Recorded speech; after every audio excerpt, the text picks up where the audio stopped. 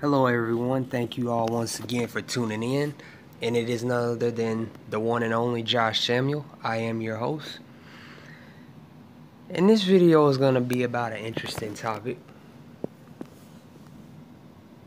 The X-Men movies started back in 2000 with the release of the first film that starred an ensemble cast consisting of Hugh Jackman, Ian McKellen, and Patrick Stewart.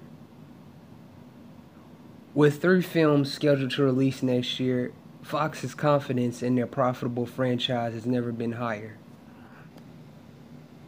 While this year and last year has been a worldwide success, aside from a just okay X-Men Apocalypse, it still is an interesting conversation whenever someone mentions movie rights in the X-Men. Well, what do I mean exactly? After Josh Trank's very poor adaptation of Marvel's First Family released back in 2015, most were understandably wanting for the rights to the Fantastic Four to go to Kevin Feige in the MCU. And with characters like Galactus, Silver Surfer, and the Skrulls, who, by the way, will appear in Captain Marvel, it's hard to fault that desire.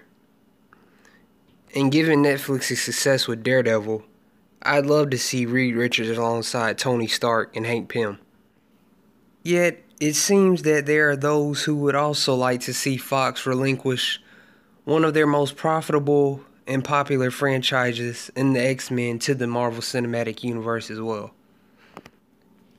Disney should be admired and revered amongst film studios, given their acquisitions of Lucasfilm and Marvel.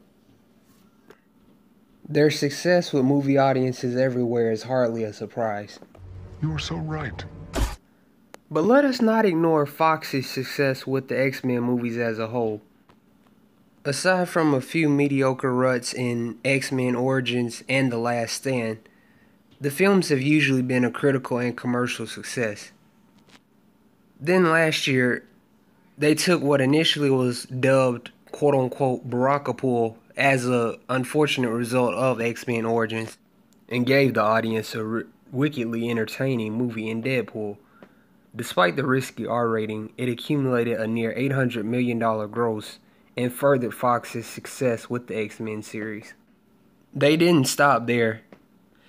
With the decision to incorporate elements of Old Man Logan, Hugh Jackman taking a pay cut, and casting a scene stealer in Daphne Keene's X-23, this year's Logan proved to be a thunderous success, another R-rated emotional one at that. And 2, the franchise has found success on television with both Legion and The Gifted. Needless to say, it's a great time to be an X-Men fan.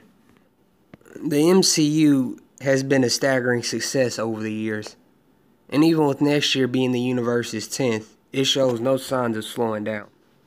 But whenever I see X-Men, movie rights, MCU, and Kevin Feige mentioned in the same sentence, I'm quick to ponder. Could the X-Men movies do better in Feige's hands? I personally can't be so sure. Look at it this way. Would a movie like Logan ever exist in the Marvel Cinematic Universe? Would the movie Deadpool have been as over the top were it produced by the Marvel Cinematic Universe?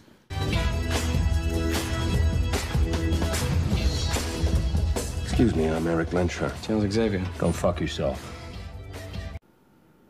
That's if a movie like Deadpool would even be greenlit. I mean, we are still waiting for another Blade movie, and so is this guy.